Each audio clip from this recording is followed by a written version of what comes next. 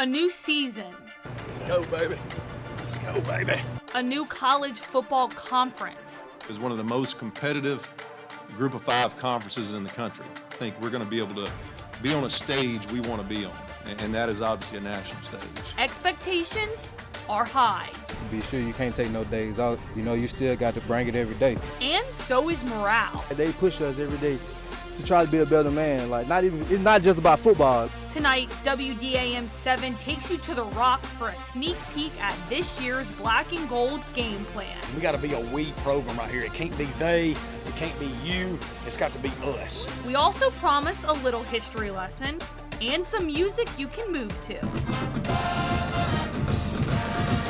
2022, a season to soar, because the Southern Miss faithful know The good Lord loves the Eagles, right?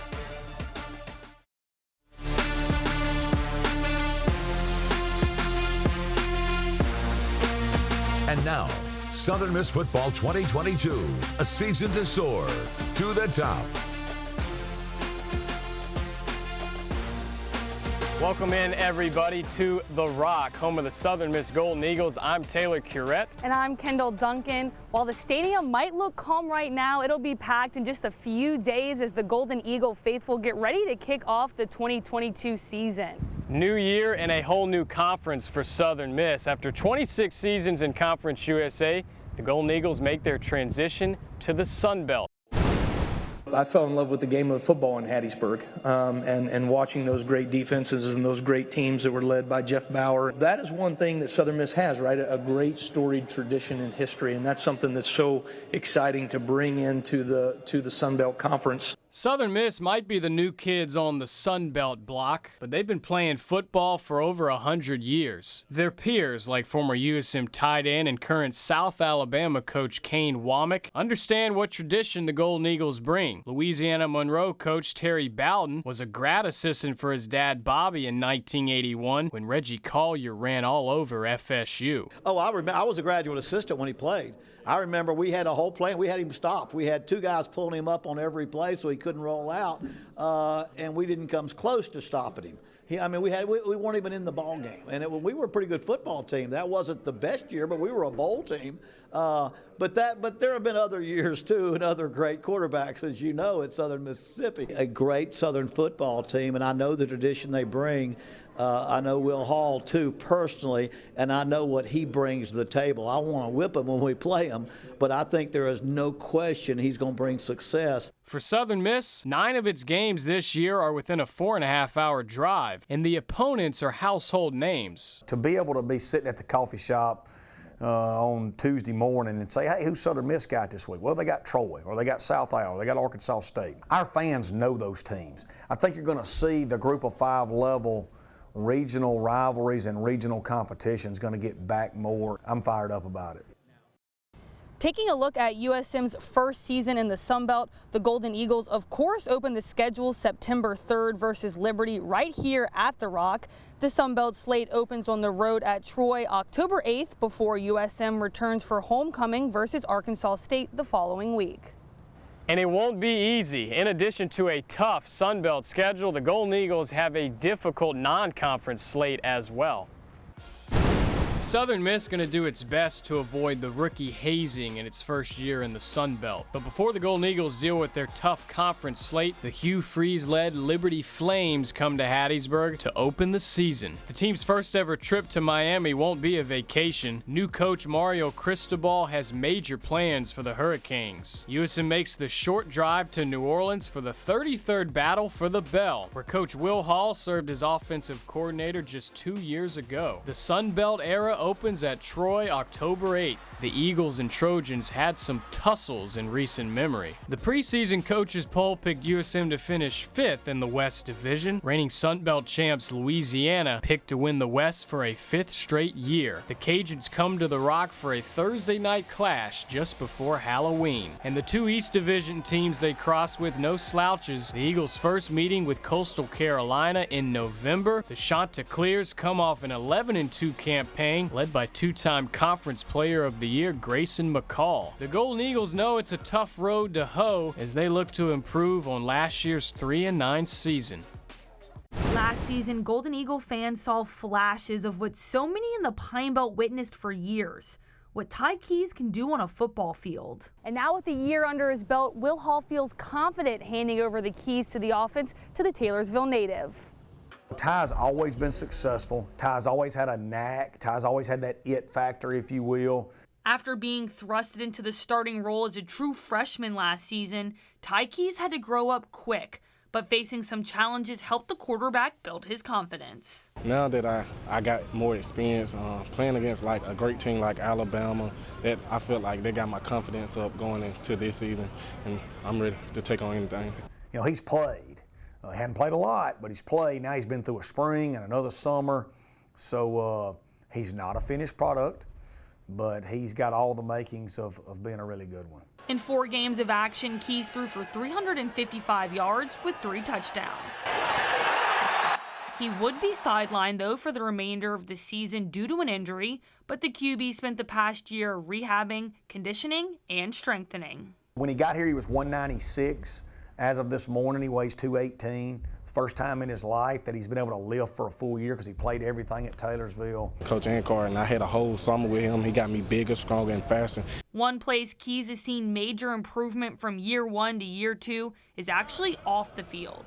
Really more excited about the leadership he's taken on, just impacting everybody around him. I'm a little shy, but I knew I had to open up playing quarterback, and I got to talk more.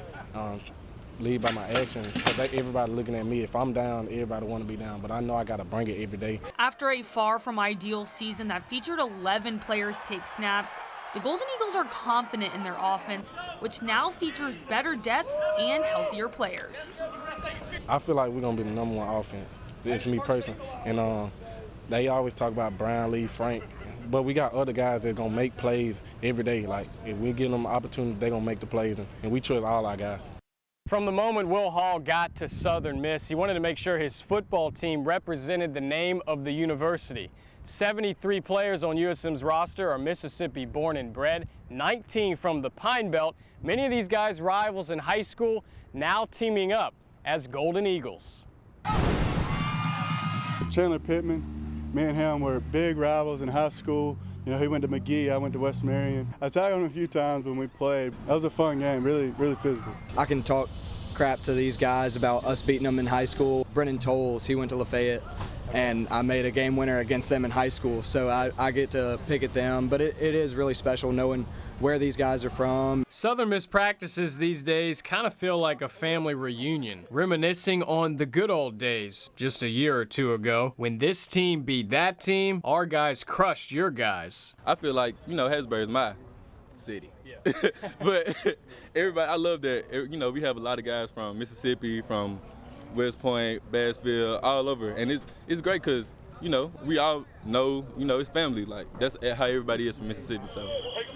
Once bitter rivals in high school, now brothers at Southern Miss. Up and down USM's roster are household names like Keys and McLaurin, and on the field, familiar faces. You know, it kind of give you an insight of like, man, I seen how he played back in high school. I like how he played. So, you know, I mean, when we out here in college, you know, it's only going to get better as time go along. So, knowing you got a dog beside you, that mean a lot. Playing with these guys and seeing what they doing back from Friday Night Lights, you know, and being on the same field is like now, this is kind of a super team. Of course, it's no coincidence 73 guys from Mississippi ended up on the same college football team. Will Hall knows to find talented, gritty players, he doesn't have to stray too far from the house. The group of Golden Eagles he assembled came to Hattiesburg with a common goal: win for the home team. So many families from this area, Southern Miss matters to them. You know, man, I'm from Amory, Mississippi. Coaching at Southern Miss matters. You know what I mean? If I'd have grown up in Bassfield or Calhoun City or Waynesboro, playing at Southern Miss would have mattered. We all at home. It's a home now for them, and that's what we want. That's what we like. That was Coach Hall's been trying to do for the longest, get Mississippi players in here. The family don't have to go all the way out there to California, you know, see them boys play. They come right here to the Rock.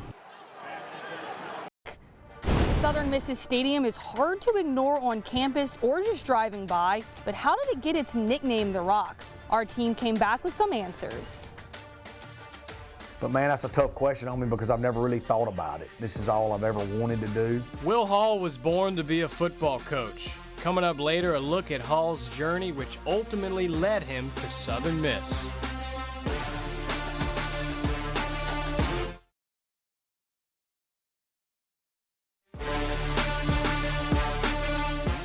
M.M. Roberts Stadium, affectionately known as The Rock, seats more than 36,000 fans. It's hard not to notice when driving by campus. Yeah, but how did The Rock get its nickname? Our Brandon McGill explored campus to find out. Do you know why the stadium is called The Rock? No. I don't have a clue. I really don't know. Why do they call it The Rock? I always wondered if it had something to do with Dwayne "The Rock" Johnson, but frankly, I'm clueless. So it's no surprise hardly anybody in the Pine Belt know how this stadium that sits in the heart of Hattiesburg got its name, The Rock. He been there or something? I don't know. You know, like The Rock, Dwayne. Well, no word that Dwayne Johnson stepped foot on this turf, but several monumental players have, leaving their names behind, including many that went on to play for the NFL. You know, a lot of times you build something and eventually knock it down. This one, even though it's changed over the years, you know, when they first started playing on the field, there were no stands, and they built the stands, and then it stayed pretty much the same way for a long period of time. John Cox, director of sports broadcasting, says Southern Miss's stadium dates to the late 1930s.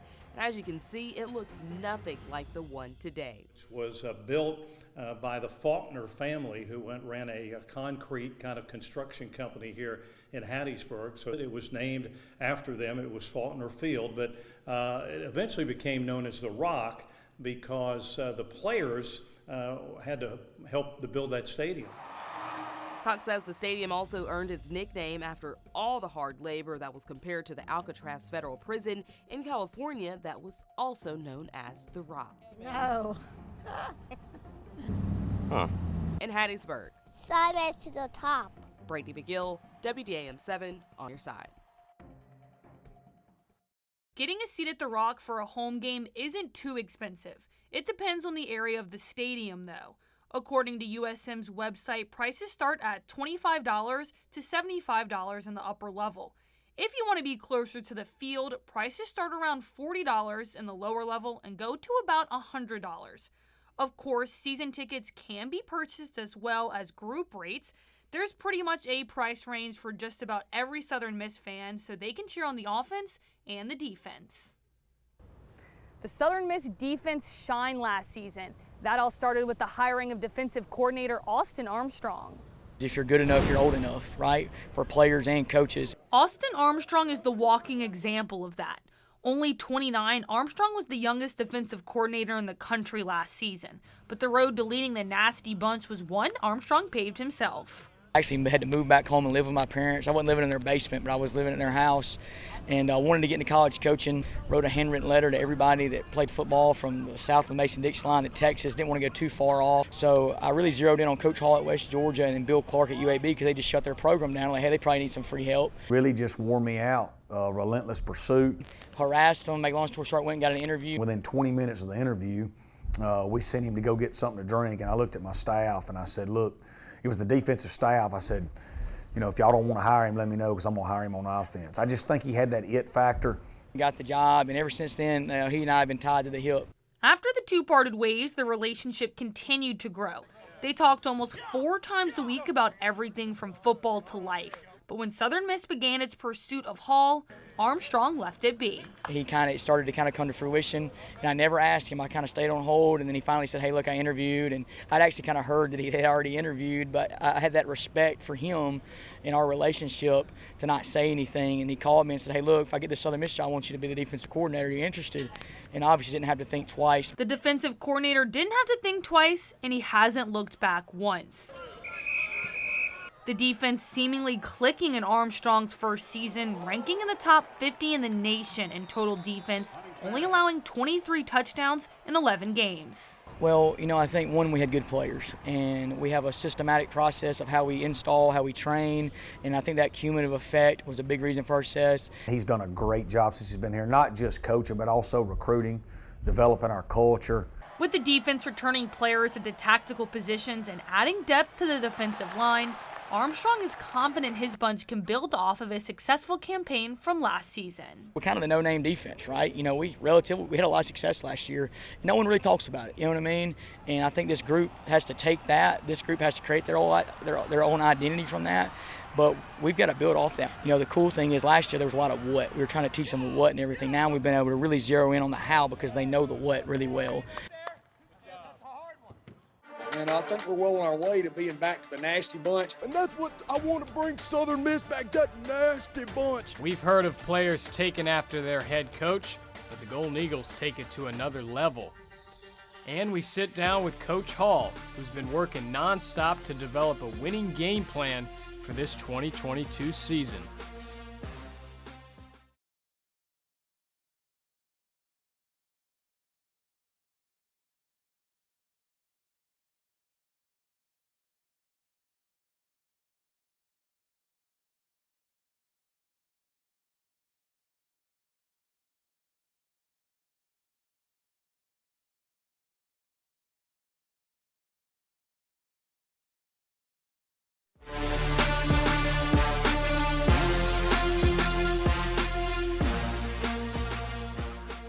By now, we've all seen the enthusiasm and gumption Coach Will Hall displays here at Southern Miss on a daily basis. As his dad, Bobby, says there's three things to Will Hall: faith, family, and football.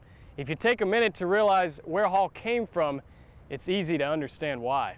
If I wasn't a coach, I'd be helping people in some way, whether that's, Lord knows I sin too much probably to be a preacher. I need forgiveness every day, but something to help people. But man, that's a tough question on me because I've never really thought about it. This is all I've ever wanted to do. Since the age of 5 and every year after, Will Hall's wanted to be a football coach. I guess Bobby Hall is partly to blame. Will attached to his dad's hip for at least 18 of Bobby's 40 years in coaching.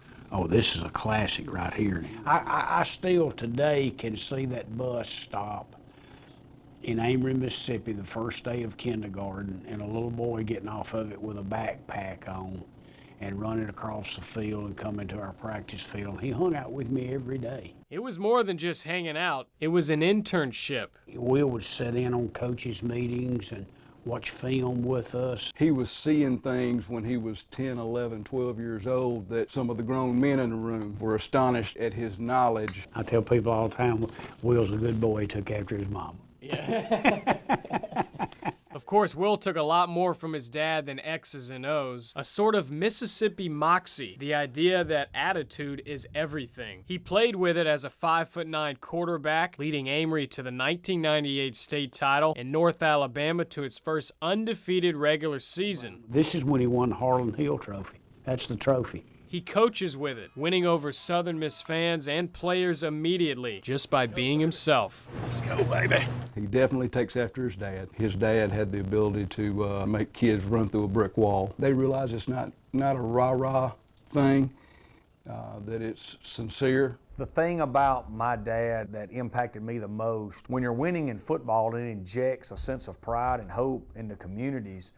And that's the thing I always took with me, is what a great responsibility it is to be the football coach. That's what made his inaugural season at USM so tough. Maligned by injuries, the Golden Eagles limped to a 1-9 start. Hall rallied the troops to win the final 2 games. Everybody that didn't really know me, I think it solidified me as a leader to them from the standpoint of, you know, we never wavered. Folks from Mississippi rarely do. Another reason Will Hall seems perfect for Southern Miss, a place that's always embraced its underdog status, a place that loves football. He has no hobbies. He doesn't hunt. He doesn't fish. He wouldn't know which end of a golf club to grab a hold of to hit a golf ball. I mean, he is just faith, family, and football, and it is for real. You know, during the baseball run right there, I was in the outfield in the right field roost. Somebody said, "Boy, Coach, ain't this crowd great? Man, what is it going to take for us to do this in football?" And I said, "Well, it's easy. We just got to win. We will get that back at football. We have an unbelievable fan base. We just got to do our part, and we're doing it every day." Coach Will Hall has certainly made an impression on this football team.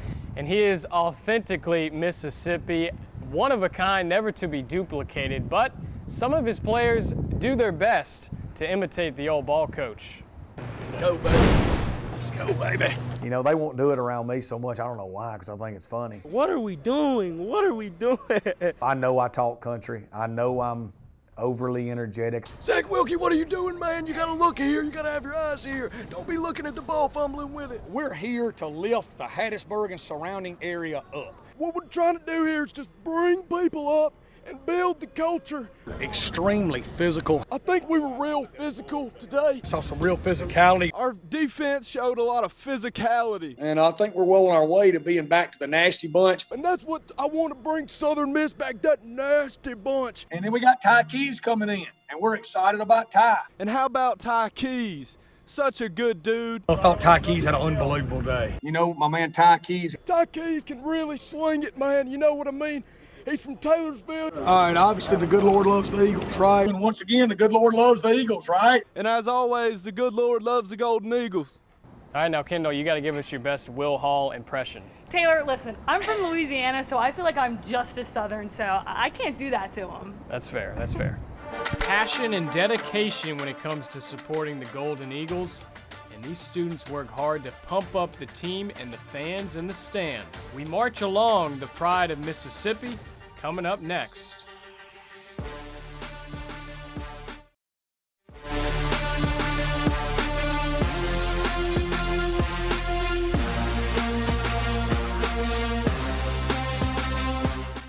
Well, the football team shares the field with another team, the Pride of Mississippi. The band has been working hard to kick off 2022 on a high note.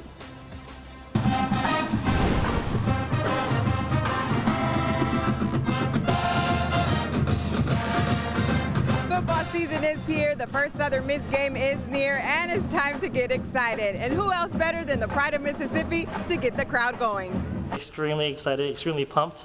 This is my 4th year with the Pride of Mississippi, and each year gets better and better. I'm just really excited to see them do what they do best, which is perform and keep a high standard of excellence. We have a really diverse show this season. We're bringing the energy, bringing, the funk, and so y'all need to show up and see what we got. The marching band has spent countless of hours preparing for the first Southern Miss football game. Our students have done an incredible job preparing throughout preseason and enduring all of the heat and the humidity and of course now the rain. And they have been incredibly resilient through the process of that, and as well as just starting up their first semester in the fall. On September 3rd, the band will start off with a campus tradition known by many and loved by plenty, the Eagle Walk.